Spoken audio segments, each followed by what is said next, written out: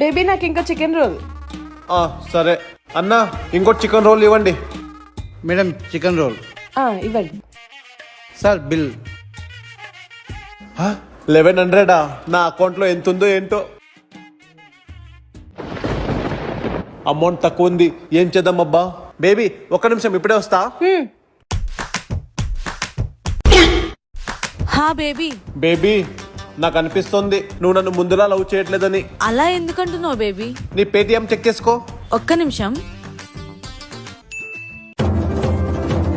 Baby నువ్వు నాకు I love you అని పంపించావు, నేను నీకు ఐ లవ్ యూ టూ అని ఇప్పుడే పంపిస్తున్నాను, ఆగు.